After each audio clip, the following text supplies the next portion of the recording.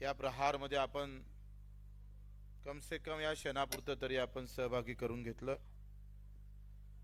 मला माहित आहे का बऱ्याच लोकांच्या नाराजी आहे, आमचं नाव नाही आलं किंवा आम्ही तर याच्यापेक्षा चांगलं काम केलं, पण आम्हाला सोडून दिलंय। तुम्ही लक्षात घ्या का हा जेव्हा आम्ही सोशल मीडियामध्ये हे सगळ्या इकडे ही सगळी माहिती तुमच्यापर्यंत देण्याचा प्रयत्न केला, वाचलंच नाही, जे वाचले नाही ते जगणार पण नाही, सोबत चालणार पण नाही, वाचणार पण नाही। वाचायला पाहिजे। काही जण दुसऱ्याच कामात गुंतलेले असणार। एवढा महत्वाचा एक डाव चार डाव रामगडेकरचा फोन आला म्हणे थोडी 2-3 दिवस तरी वाळून द्या। आपण नंतर 2 दिवस वाळून घेतले आणि बऱ्याच लोकांनी खूप चांगल्या पद्धतीची माहिती लिहिली। मला सहज वाटलं का आपल्याला हार अर्पण होतं, आपला सत्कार होतं, आपला सगळ्या इकडे नाव जातं, पण ज्या कार्यकर्त्याच्या भरोश्यावर मी आहे त्याही कार्यकर्त्याच्या खांद्यावर एक पुरस्काराची शाल पडली पाहिजे की नाही। आणि मग या विचारानं हा संताजी धनाजी आम्ही पुरस्कार आणला आणि मग मधातच काहीतरी गडबड झाली का आणि ते म्हणून त्यांना आपण पुरस्कार देऊ।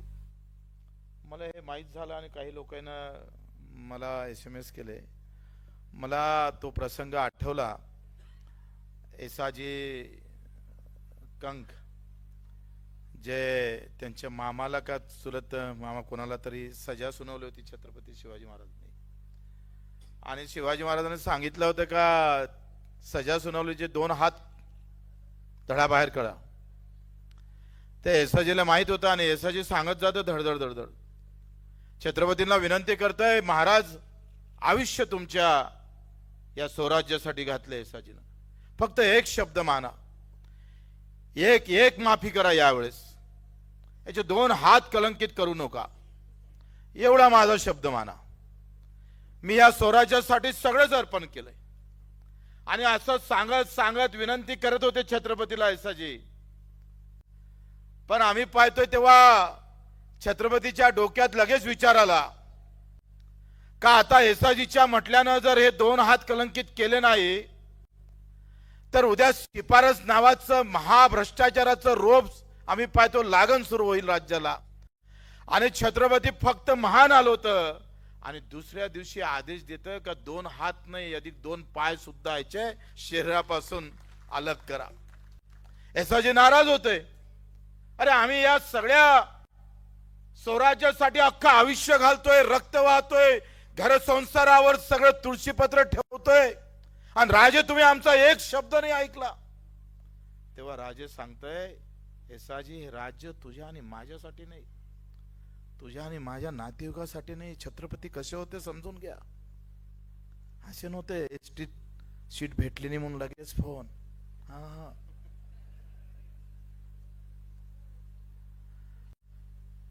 छत्रपतीनं येसाजीला सांगितलं का या राज्यामध्ये एक जर ही सजा, तुझ्या शब्दाचा मान ठेवा वाटत होता मला,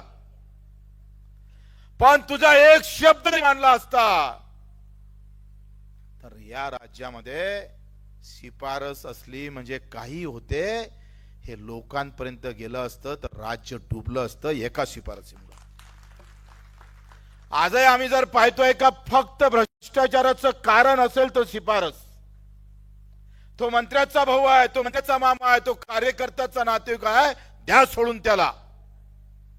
शिफारसीनच या महाराष्ट्राचं नाही देशाचं सगळं वाटोळं केलं आणि सामान्य माणूस मात्र आज आपण पाहतो या 2 मावल्या इथं आल्या, ते मीडियाला दिसत नाही, कार्यकर्त्याला दिसत नाही, आमदाराला दिसत नाही, राज्यकर्त्यांना तर दुरून दुरून संबंधच नाही। दिवाळीपासून पगार बंद आहे, 2 डोळे नाहीये, ती तर ते मागे बसली आहे त्या माय माऊलीले तर पोरग नाही, तिच्या 2 पोरी बाहेर गेल्या, पगार आली तर खाऊ शकतं आणि पगार 2 महिने लेट झालं तर बिस्किटावर दिवस काढावं लागतं। बदलून बदलून व्यवस्था काय बदलली लक्षात ठेवा। तुम्ही आम्ही फक्त पुरस्कारासाठी इथं आलो नाही, पुरस्काराच्या नंतरचं खऱ्या अर्थानं अधिक काही जीवन अजूनही शिल्लक आहे. संताजी धनाजी आम्ही पाहतोय जेव्हा राज्याला राजा नव्हता तरी हे दोन महावीर लढत होते, सांगत होते अवघ्या हिंदुस्थानाला, अरे राजे जरी नसला तर सैनिक आहे ना जिवंत, मरणार नाही महाराष्ट्र, उरून पुरणार तुम्हाला. लक्षात घ्या का काम करणारी जी मनातली इच्छा असते ना ती फार महत्वाची असते. धरला फोटोन काढला आणि दिल्ला व्हॉट्सअपवर टाकून असे 72 शोधणारा एक पुरस्कार काढणार आहोत आम्ही.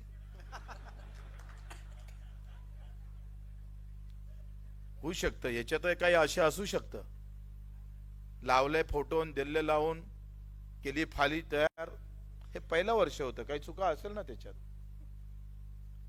पण यानंतर हे पुरस्कार दरवर्षी दिल्या जाईल आणि ज्याच्या खांद्यावर पुरस्कार देऊ आपण, ज्याला पुरस्कार देऊ त्याला महाराष्ट्राचा आम्ही पाहतोय महाराष्ट्राचा वज सुद्धा त्याच्या खांद्यावर देण्याचा आम्ही प्रयत्न करणार आहोत. या माध्यमातून आम्ही या सगळे 200-300 काहीतरी एकूण 800-900 लोकांनी अर्ज भरलेला आहे. त्यातले काही निवडक लोक फक्त क्वालिफाईड झाले. आता त्यांची बैठक घेऊन त्यांनी काय काम केलं, काही लोकांनी खूप चांगलं काम केलं. मला सुद्धा माहित नव्हतं का एवढं चांगलं काम कार्यकर्ता करू शकतं का. आम्हाला तो परीक्षक भेटला, महेश बडेनं मला सांगितलं, आमच्या डोक्यात कल्पना आली. खरं तर आमचा काय म्हणतो त्याला अभिनव, राज्याचा अभिनव कार्यक्रमाचं प्रमुख आम्ही महेश बडेला केलं. माझ्या डोक्यात कल्पना आली पण ते पूर्ण जाईन कशी, कारण त्याला कार्यकर्त्याची गरज असतं, त्याला व्यवस्थित प्लॅनिंग असतं, नियोजन पाहिजे असतं. आणि आम्ही तिथंच कमी असतो. आमच्याजवळ वक्ता चांगला नाही, आमच्याजवळ नियोजन चांगलं नाही. फक्त आंदोलनात झालं कारण मरेपर्यंत लढणारा कार्यकर्ता आपल्याजवळ आहे पण नियोजन करणारा कार्यकर्ता नाही. आणि मग आमचं महेश बडे भेटला आणि त्यानं हे मूर्त स्वरूप खऱ्या अर्थानं इथपर्यंत आणलं. फार महत्वाचं आहे. भाषण देणं सोपे हो, पण त्याला नियोजनबद्ध व्यवस्थित कुठेही चुका नाही झाल्या पाहिजे. आता अर्थातच अर्ज कमी झाले, जे चांगले कार्यकर्ते होते त्यांनी अर्जच भरले नसेल, त्याच्यामुळे काही त्याची स्पर्धा थोडीशी पाहिजे त्या पद्धतीनं झाली नसणार, हा नंतरचा भाग आहे. पण तुम्ही आम्ही आनंदित झालो पाहिजे का रे वा, हा राज्यातला देशातला पहिला पक्ष आहे जो कार्यकर्त्याला सन्मानित करते. लक्षात, हा राज्यातला पहिला पक्ष आहे जिथे कार्यकर्त्याला अशा पद्धतीनं सन्मानित केल्या जातं. त्याचं मोल, त्याचं आम्ही पाहतोय श्रम मोजल्या जातं, मूल्यमापन होतं. ही काही लहान गोष्ट नाहीये.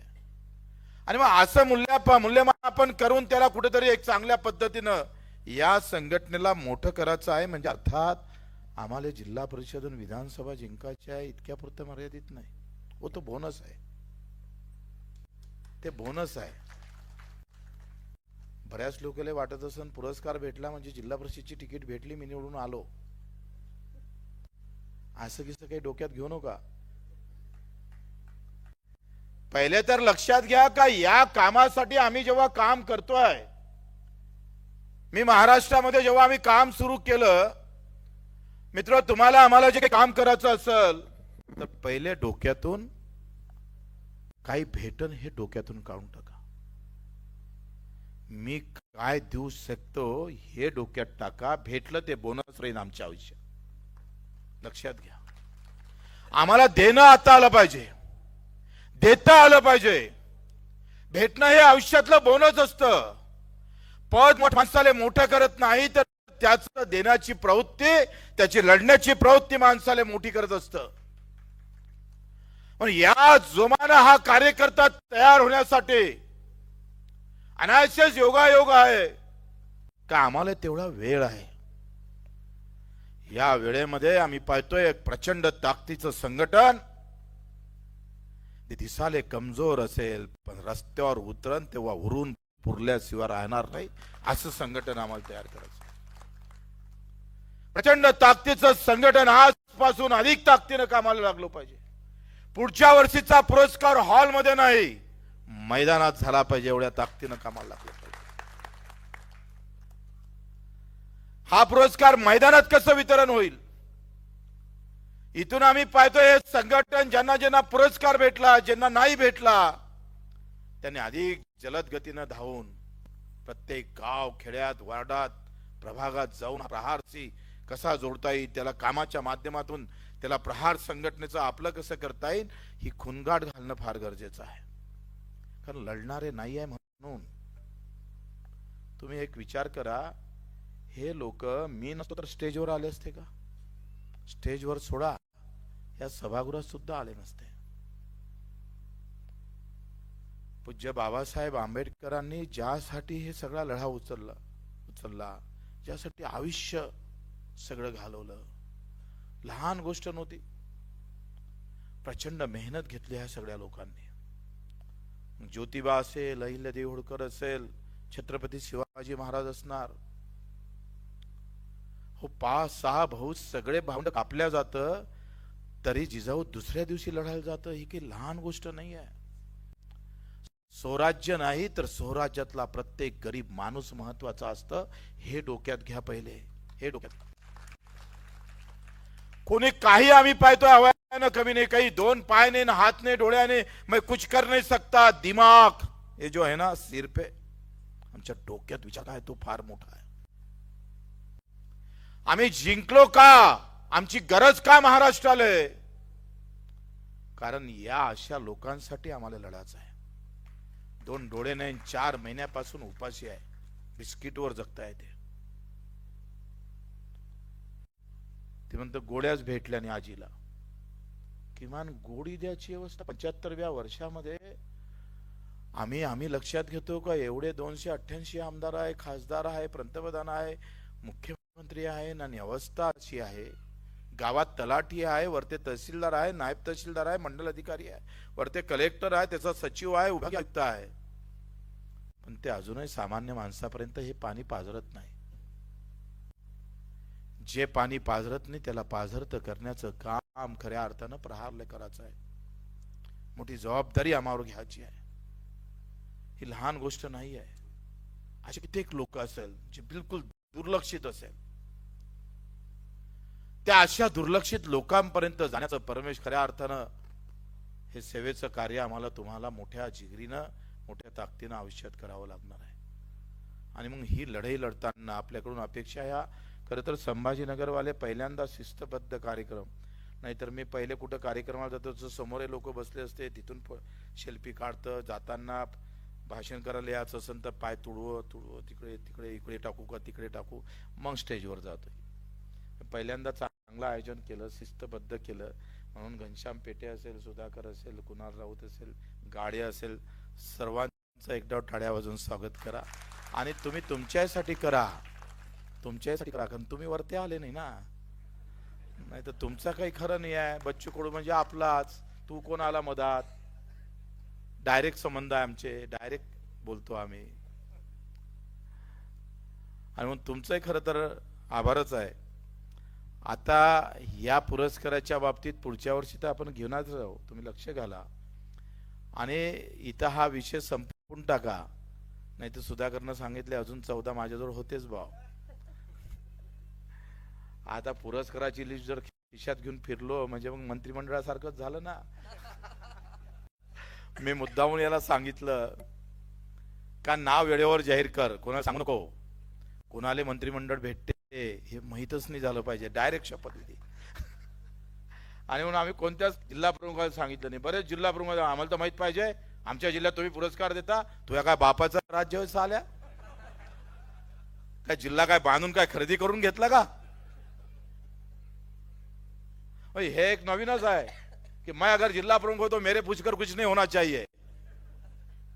जो अच्छा काम है किसी को पूछकर लेने की कोई जरूरत ही नहीं, कोई सवाल ही नहीं दूर दूर तक. अरे आम्हाला गोपनीय ठेवत होतं, फक्त आम्ही रात्री फोन केला मस्त व्यवस्थित, जसा मला फोन आला होता मंत्रिमंडळाच्या वेळेस का बच्चू उद्या या शपथविधीला, माहितच नव्हतं येते का नाही येत. म्हणून पुरस्कारवाल्यांना सुद्धा 2 दिवस अगोदरच आम्ही तुम्हाला कोणाच सांगितलं नाही. बरेच लोगों वाटत का मेरी भी हुकूमत रहना चाहिए, मेरे सिवा नहीं मिलना चाहिए पुरस्कार, ऐसा थोड़ा होता है. ज्यांना अर्ज भरला नसन त्याचं काम, पण तो सहभागी तर झाला ना, त्यानं सहभागी झाला, त्यानं त्या प्रोसेस पूर्ण केल्या. तुमचं कसं आहे, अर्ज नको भरू दे, परीक्षा दे नको देऊ, पेपर दे, मला पास करून टाका, ह्या कुठला प्रकार आहे. डायरेक्ट मग आमच्या जिल्हा प्रमुखाला डायरेक्ट ऑर्डर आल्या का बा हा 5-5 देऊन देतो मी. हे अंदर की बात है. हो गई शिफारस सुरू, जे छत्रपतीनं कधीचीच मोडीत काढली. आणि एवढे गोंधळ, काही जिल्हा प्रमुखात नातिकच देऊन दिले त्याचे, मामा काका मावशी हे 5 घेऊन टाका, सत्कार करून टाका. म्हटलं हे बंद मार सगळं. आणि हे सगळं बंद करून पुढच्या वेळेस तुम्ही सगळे तयार राहिले पाहिजे.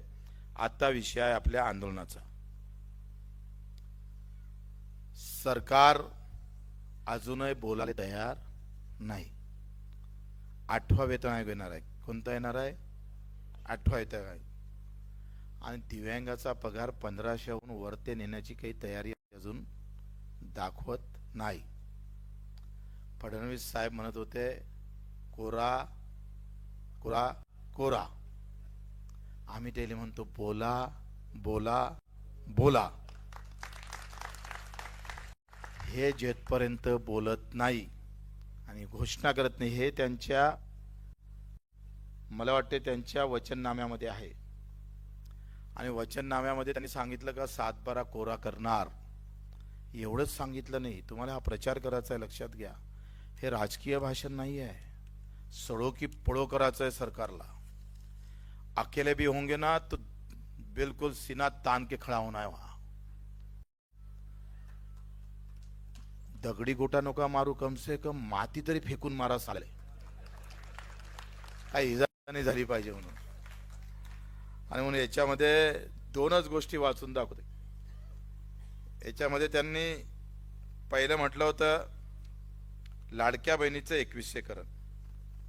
ते करणार नाही, कारण बजेटमध्ये काही पैसे नाही.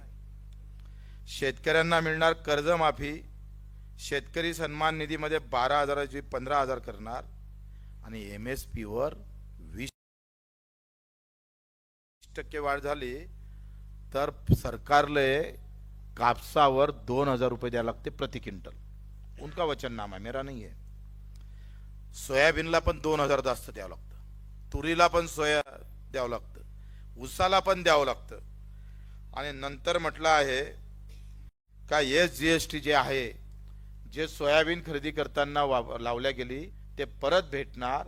आणि सोयाबीन उत्पादक शेतकऱ्याला 6,000 देणार. बाकीचं मी काही वाचत नाहीये. आता लक्षात घ्या, यांनी हे बोलून आपले मत घेतलेले आहे, बरोबर आहे का नाही? एक तर जय श्रीराम सांगितलं, बटेंगे तो कटेंगे सांगितलं.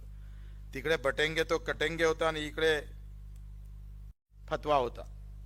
या सगळ्या मधातल्या लढाईमध्ये तुमची सगळ्यांची तयारी इथून गेल्यानंतर 14 तारखेला आपण रक्तदान, रक्ताचं यज्ञ आपण करतो आहे. मंत्र्याच्या समोर, घरासमोर जर एखादा पोलीसवाला म्हणून रक्तदान करता येत नाही, रक्तदान करायला मंत्र्याची परवानगीची गरज नाही. 14 तारखेला धर्मवीर संभाजी महाराजांची जयंती आहे आणि तुमच्या विभागामध्ये 4 मंत्री आहे. 4ही मंत्र्याच्या घरासमोर उद्या परवा मीटिंग घेऊन आपण अतिशय व्यवस्थित आंदोलन घेऊन जातो आहे. पहिले उपोषण केलं, नंतर टेम दाखवलं, आता रक्तदान करणार आहोत. आणि शेवटचं आंदोलन नागपूरले मुख्यमंत्र्याच्या दारावर किमान 1,00,000 लोक घेऊन. उद्या असं म्हणाले पाहिजे की तुम्ही आम्हाला वेळ दिला नाही, आम्ही रक्ताची आहुती द्यायला तयार आहोत, रक्तदान करायला तयार आहोत, रक्ताचं यज्ञ करायला तयार आहोत.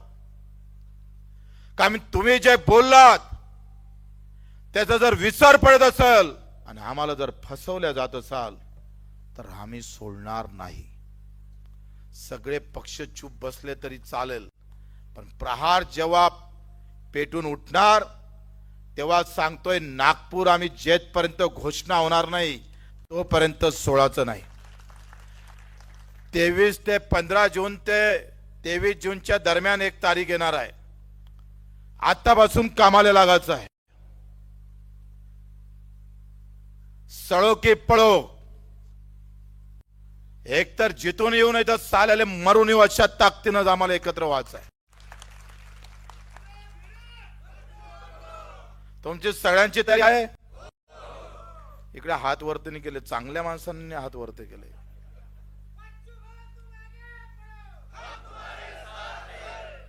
तुम्हाला 6,000 रुपये महिना पाहिजे का नाही पाहिजे? कर्जमाफीची गरज आहे का नाही आहे? हे म्हणतात पैसा नाही आहे. आता अजितदादांना बंगला दुरुस्त केला, किमान 1 कोटी लावले. आमदाराचे पगार वाढले, खासदाराचे पगार वाढले. आम्ही सांगितलं पैसा नसेल तर आम्हाला सांगा. आमच्याकडे अमेरिकन कंपनी आहे, त्यांचा प्रस्ताव आपण मीटिंगच्या वेळेस दिला. त्यांनी 1,00,000 कोटी रुपये बगर व्याजी 5 वर्षासाठी सरकारला द्यायला तयार आहे. पैसा नाही असं सांगायची गरजच नाही आहे. पण आपण सगळे पक्ष जरी झोपले असल तर इथल्या जिल्हा प्रमुख असेल सगळ्यांनी किमान 14 तारखेपर्यंत मला सगळ्यांना 10-20 सभा झाल्या असल्या पाहिजे. सगळ्या इकडे चेतना निर्माण झाली पाहिजे. आणि आता गाडी पाठवणार नाही कोणी नागपूरसाठी. बगर गाडीचे याले तयार आहे ना? का गाडीचं डिझेल लागन? गाडी डिझेलही भेटणार नाही, गाडी भेटणार नाही. आणि तुम्हाला आम्हाला सगळ्यांना घरी सांगावं लागेल का आला टाइम तर महिनाभर इथंच थांबावं लागेल. जेवणाची व्यवस्था आमची. पाऊस येऊ काही येऊ, जसं संभाजीनगरले तुम्ही फानोफान झाले होते. एक डावची ही लढाई मी सांगतोय. सरकारला असं वाटत असेल की हमारी सरकार बहुमत से भी ज्यादा आहे आणि केंद्रात आहे आणि राज्यात आहे असं वाटत असेल तर सरकारनं हे लक्षात ठेवा. अजूनही गावागावात प्रहारचा कार्यकर्ता जिवंत आहे. तुमची ताकद आम्ही गुणावून ठेवल्याशिवाय राहणार नाही. तुम्ही दिलेला शब्द जर सरकारनं पूर्ण केला नाही तर मा कसम आम्ही सांगतोय, येणारी 26 जून महिना जेवढा पाऊस धोधो पडतो ना तेवढा कार्यकर्ता नागपूरमध्ये जमा होऊन तुमच्यावर बरसल्याशिवाय राहणार नक्की सांगतोय. मी पूर्ण तयारी करतोय, पुरा महाराष्ट्रात फिरतोय. 3,500 सभा घ्यायच्या आहे. पूर्ण महाराष्ट्र आम्ही पाहतो. जून महिन्यापर्यंत आम्ही पालखा घालणार.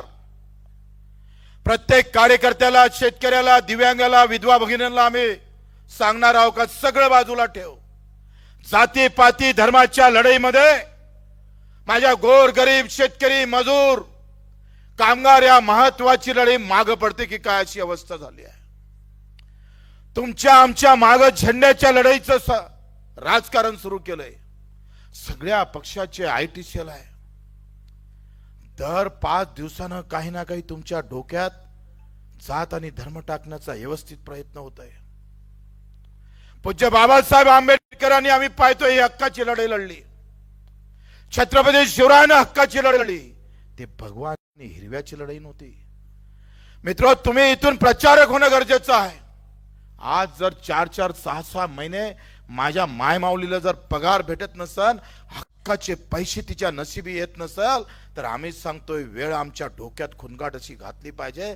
जसा संताजीनं तलवार आम्ही पाहतोय स्वराज्यासाठी बाहेर काढली, तसं आम्ही पाहतोय आमचंही मूठ या राज्यासाठी बाहेर काढणं गरजेचं आहे. चौफेर पहार करण्याची गरज आहे. मी मागे हटायला तयार नाही. आणि तुम्ही सुद्धा वेळ आला तर हे स्वराज्याची नवीन लढाई आला तर छाताळ्यावर बंदुका सहन करण्याची ताकद ठेवा. लाठी काठी काय असन ते सगळं झेलण्याची ताकद ठेवा. तो विचार डोक्यात आणा. कारण हे सगळे लुटीचं तंत्र आम्ही सुरू केलेलं आहे. शिक्षण गरीबाला भेटणं बंद झालं. आरोग्याच्या सेवा संपल्या सगळ्या. अरे पहिलेचे आम्ही पाहतोय मोगल बरे होते अशी म्हणाची वेळ आली. यवतमाळच्या मायमाऊलीच्या 12 वर्षाची मुलगी घरात पाणी नाही म्हणून नदीला जात आणि नदीत डुबून मरत ही अवस्था आहे. समोर हापसी असतं पण ते दुरुस्त केल्या जात नाही.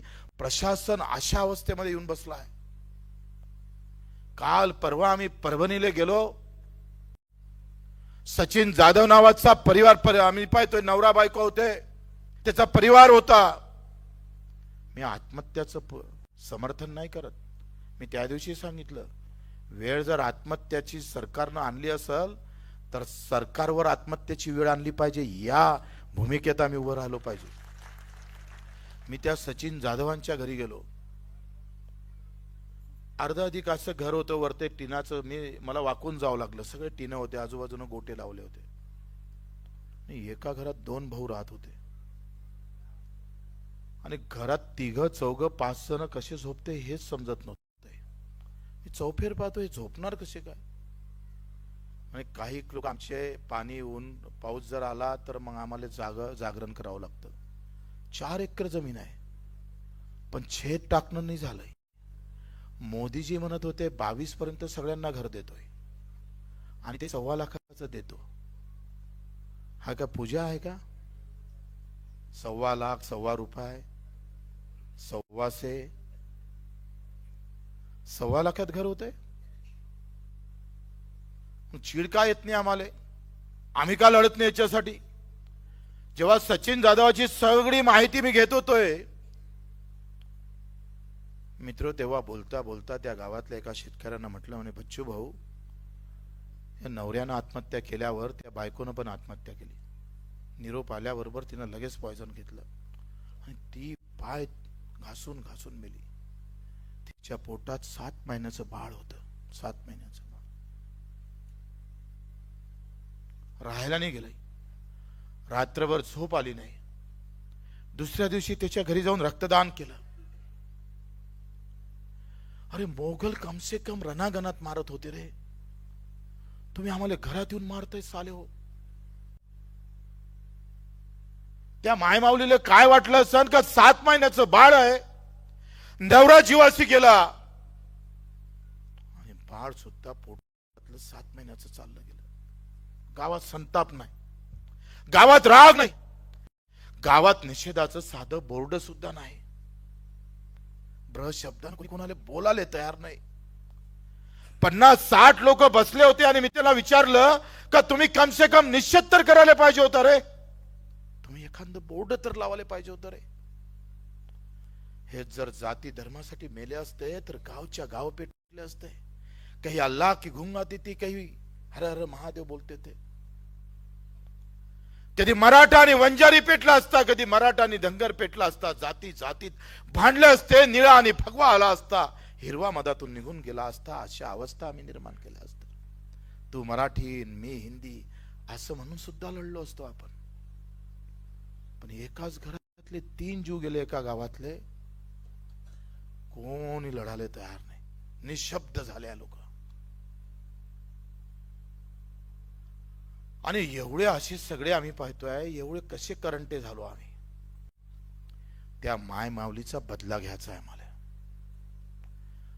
आमच्या पोटातलं बाळ मरेपर्यंत तुमची जर कदर येत नसेल तर आज रक्तदान करतोय, उद्या रक्त सांडवल्याशिवाय राहणार नाही, हे सांगायचं आहे आम्हाला. काय असतंय आयुष्य? मी म्हणतोय तयारीला लागलो पाहिजे आपण. इथून पेटून उठलो पाहिजे आपण. जेवढे इथे उपस्थित आहे त्याच्या 10-15 पट आम्ही पाहतोय येणाऱ्या जून महिन्यात. तुम्ही आम्ही तयारी केली पाहिजे. बच्चू भाऊ मी एकटा आहे गावात, 15 आणल्याशिवाय राहणार नाही. आणि 15 आणणारच नाही तर वेळ आले तर पाया खोसणारे आणल्याशिवाय राहणार नाही. लढणे वाले लाएंगे. ही अवस्था मी सगळ्या इकडे ती पाहिली. भाजपच्या पीएची बायको, त्या पत्नी पैसे नाही म्हणून गर्भवती महिला मरते. अरे भाजपच्या आमदाराची पीएची पत्नी, काय अवस्था आहे देशाची. पैसा नाही तर उपचार नाही, पैसा नाही तर शाळा नाही, आणि पिकून मेहनत केलं तर भाव नाही. ज्याला 2 पाय नाही त्याच्याजवळ तुमच्याजवळ पैसा नाही आहे. या विरोधात लढणारा राग तुमच्या संताप आला पाहिजे, पेटून उठता आलं पाहिजे. जिजाऊनं जेव्हा पुण्याला आल्या आणि पुण्याला जेव्हा सुरुवात केली तेव्हा ते सगळं साफ करत होते किल्ला. तेव्हा काही मोगलांची फौज आली. 200-300 मोगल आले आणि त्यानं सांगितलं का लवकर चालते व्हा. जिजाऊ आणि लहान शिवाजी सोबत होते, लहान होते.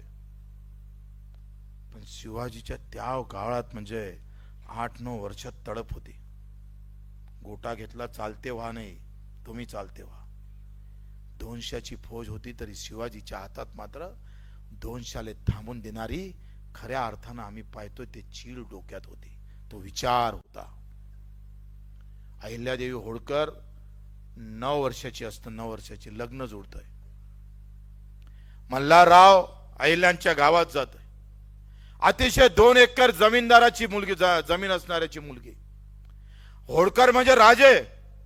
आणि त्या गावात जात त्या मल्हाररावांना ती अहिल्यादेवी दिसतं आणि तिची जेव्हा सगळे विचार बोली भाषा ऐकत होळकर प्रसन्न होते. आणि होळकर ठरवते का ही सून म्हणून मी घरी घेऊन जाईल. कुठंच ताळमेळ नाही पैशाचा, पण गुण पाहायला गेला, विचार पाहायला गेलं आणि लग्न जुळतं. लग्न जुळण्याच्या निमित्तानं अहिल्यांच्या गावी मंदिर बांधायचं ठरतंय. कसं मन असलं पाहिजे ते सांगतोय तुम्हाला. मन कसं असलं पाहिजे, पुरस्कारापेक्षा हे फार महत्वाचं. लक्षात घ्या, तुमचं डोक्यात विचार काय असला पाहिजे. आणि खोदता खोदता त्या मंदिराचा जेव्हा पाय भरणी करतं तेव्हा खोदता खोदता पाणी लागतं तिथं. ती 9 वर्षाची मुलगी धावत धावत जाताना तिला पाणी दिसतं तिथे. आणि तेव्हा लगेच ते बोलतंय, अरे वा, पाणी लागलंय. माझ्या गावातल्या महिला तर 4-4 कोस 5-5 किलोमीटर जाऊन पाणी आणतंय. पाण्यासाठी दिवस गमावं लागतं, कधी ओढा आला तर मरावं लागतं. अहिल्याच्या 9 वर्षाच्या मुलीमध्ये ते डोक्यात येतं आणि मल्हाररावला सांगतंय, मल्हारराव मंदिर नाही वीर बांधा. हा विचार आहे, हा विचार आहे. हा विचार घेऊन आम्हाला जावं लागणार आहे. मित्र, आम्ही पाहतोय का ही लढाई संपलेली आहे देशातली. कार्यकर्ता गावात राहिलेला नाही, कोणी एकमेकाच्या कामात यायला तयार नाही. सत्ता आणि सत्तेतल्या पदाशिवाय राजकारणात कार्यकर्ते भेटत नाही. अशा विचित्र अवस्थेमध्ये ही सगळी लढाई सुरू करताना तेवढी सोपी नाही, पण तेवढी कठीण सुद्धा नाही. ही लढाई शेवटच्या माणसासाठी, जो कोणत्याही जाती धर्मातला असो, जो दुखी असन, वेदना असन, ज्याला ज्याला लुटत असल, त्याच्यासाठी ही लढाई आम्ही पाहतोय. शेवटच्या क्षणापर्यंत, शेवटच्या श्वासापर्यंत, रक्ताच्या शेवटच्या थेंबापर्यंत आम्ही लढल्याशिवाय राहणार नाही. हा निर्धार तुम्हाला करायचा आहे. तुमची सगळ्यांची ती तयारी पाहिजे. तुमची तयारी नसेल तर विषय नंतरचा आहे. सगळे तयार आहे? काय आवाज आहे तुमचा? अरे तयार आहे का? इकून गेल्यानंतर निवर हात वरते करून नाही चालणार. गावात जावं लागेल. गावच्या गाव आम्ही पाहतो चांगले वक्ते असन, आम्ही काही वक्त्याची टीम तुम्हाला देऊ. तुम्ही तालुक्याची बांधणी करा, त्याच्यामध्ये आम्ही हे सगळे विचार घेऊन गावात जाऊन भाषण करणारी काही टीम तुम्हाला देतो. काही तुम्ही बोला, काही आपले कार्यकर्ते तयार करा आणि रान पेटवा. तुम्ही आम्ही सगळेजण गावागावात फानोफान झाला, आता तलवार घेऊन जायची गरज नाही आहे. आता माईक आणि एवढं जरी घेऊन गेले ना, नाही होणार. 100पैकी 2 जरी तयार झाले तरी चालेल. पण संभाजीनगरच्या या सगळ्या 4 जिल्ह्यातून तुम्ही आम्हाला शब्द दिला पाहिजे, बच्चू भाऊ 10,000 आल्याशिवाय आम्ही तुम्हाला तोंड दाखवणार नाही. जून महिन्याची तयारी करायची आहे. तारीख देऊ आम्ही तुम्हाला. तारीख जाहीर करायची का नाही करायची ते ठरवू. गोपनीय जायचं का काय करायचं. तर फडणवीसचं घर कुठं आहे ते शोधून ठेवलंय आपण. त्याला 4ही बाजूनं कसं घेरल्या जातंय ते पण शोधलंय आपण. आपण डायरेक्ट आता मुख्यमंत्र्यालाच घेरणार आहोत 14 तारखेनंतर. 20 तारखेला आम्ही पाहतोय हे आत्मसन्मान यात्रा आपण काढू. ते धर्मवीर संभाजीराजे आणि दुसऱ्या इकडे भगतसिंग या दोघांच्या सन्मानार्थ ही आत्मसन्मान यात्रा आपण काढणार आहोत. 20 तारखेला निघणार आहे. आणि जमलंच तर त्या मधातल्या याच्यामध्ये काही मंत्र्याच्या गावात सभा घेऊन आपण ही यात्रा समोर नेत आहोत, पण तुमच्या प्रतिसादाची आवश्यकता आहे. तुम्ही जर मागे हटले आणि पाणी आले म्हणून पाणी लागत नाही अशा ठिकाणी जाऊन बसले तर मग मात्र काही खरं नाही आहे. अरे लोक माहित आहे, तुम्ही संभाजीचं बलिदान पाहिलं, रक्ताना आंघोळ होत होती, रक्ताना आंघोळ. इंचभर हटले नाही संभाजी. भगतसिंगानं 116 दिवस उपोषण केलं भगतसिंगानं. 116. एक सैनिक होते, नाव नाही आठवत, ते जेवण करत नव्हते म्हणून त्याच्या नाकात नळी टाकली आणि ते फुफ्फुसात गेली आणि फुफ्फुसात अन्न जमा झालं, तरी गळ्यानं अन्न नाही गिळलं. हा भारत आहे आमचा. तुम्ही 2 थेंब आले, बच्चू पाणी येऊन राहिलो, रात्री वापस जा लागते. बरेचदा मला असे अनुभव आहे, आले हजारानं आणि राहिले फक्त 100. मग करा, घ्या वापस आंदोलन. असं होता कामा नये. एकतर आंदोलन करू नये आणि केलं तर माघार घेणार नाही. तुमची सगळ्यांची तयारी आहे ना? बिलकुल खुणगाट घाला असं समजा का 6 दिवसासाठी या लागतं. आपलं टार्गेट आहे 1 ते 2 लाख लोक जमा करायचे आहे. ज्यांच्यावर आमची नजर नसेल पण आमची नजर तुमच्यावर आहे. लक्षात ठेवा का तुम्ही काय करताय, कसा पैसा वाया घालताय. शक्तीपीठ पाहिजे नाही लोकांना तरी दिलंय. पुण्यात आता पुणे मेट्रो याली लागली. जिथं पैसा आहे ना ते काम सुरू आहे, ज्या कमिशन मिळत आहे. कर्जमाफीमध्ये डायरेक्ट पैसे जातं. 6000 मानधनामध्ये डायरेक्ट पैसे जातात. कमिशन कुठं भेटतंय? सध्या राज्यात योजना कमिशनच्याच आहे. ज्या कमिशन मिळेंगे त्याच योजना चालू आहे. म्हणून या सगळ्यांच्या विरोधात मित्र हो, अतिशय प्रामाणिकपणे, अतिशय इमानदारीने एक छत्रपतीचा, बाबासाहेब आंबेडकरांचा, ज्योतिबाचा, अहिल्याचा एक साधारण मावळा म्हणून आम्हाला एकत्र व्हायचं आहे. अतिशय प्रामाणिकपणे एकत्र व्हायचं आहे. आणि मला विश्वास आहे तुम्ही सगळे जर तिकडे आले तर मी सांगतोय हा आमच्या निवडक कार्यकर्त्याला पुरस्कार भेटला. अख्खा महाराष्ट्र अख्ख्या प्रहारला पुरस्कार दिल्याशिवाय राहणार. ते दिवस आम्हाला पाहायचे आहे. प्रत्येकाच्या तोंडात संघटना जरी लहान होती पण लढण्याची जरब मात्र कुठल्याही पक्षात नव्हती. असे उच्चार लोकांच्या तोंडातून आम्हाला ऐकायचे आहे. आणि ही लढाई काही फार काळ आणि फार वर्ष काम करणं, आमदार होणं, मंत्री होणं फार सोपं झालंय आजकाल, पण लढणारा कार्यकर्ता होणं फार कठीण झालंय. तुम्हाला गावात नेते भेटतात, परनेते भेटतात, उपनेते भेटतात, जिल्हा परिषद सदस्य भेटतात, पंचायत समिती सदस्य भेटतात, पण लढणारा कार्यकर्ता नाही भेटत. हे सगळे भेटन तुम्हाला. सरपंच भेटन, उपसरपंच भेटन, तालुका प्रमुख भेटन, जिल्हा प्रमुख भेटन, पण लढणारा कार्यकर्ता मात्र भेटत नाही. आणि म्हणून आमच्या हिश्श्यातलं हे सगळं आम्ही पाहतोय हिसकावून घेण्याचा प्रयत्न होत आहे. जातीभेद पहिले होता, धर्मभेद होता, आता अर्थभेद आलाय. अर्थभेद. बजेटमध्ये आम्हाला किती पैसे भेटत?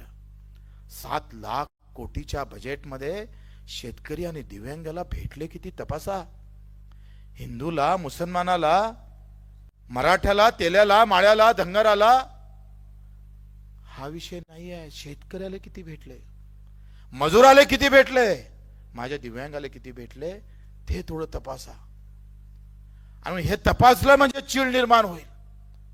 आणि ती चीड तुमच्या डोक्यात खऱ्या अर्थानं घुसली पाहिजे, रक्तवाहिन्यामध्ये आली पाहिजे आणि रक्तवाहिन्यातून ते मनगडात आली पाहिजे आणि त्यानं शेवटचा प्रहार केला पाहिजे. याच्यासाठी हा सगळा आमचा प्रयत्न आहे. आपण त्याला सगळ्यांनी साथ द्यावं अशी विनंती करतो. एवढा सगळा कार्यक्रम आपण अतिशय चांगल्या पद्धतीने घेतला, त्याबद्दल सर्वांचे आभार मानतो आणि इथे हे 2 शब्द संपवतो. जय हिंद, जय महाराष्ट्र.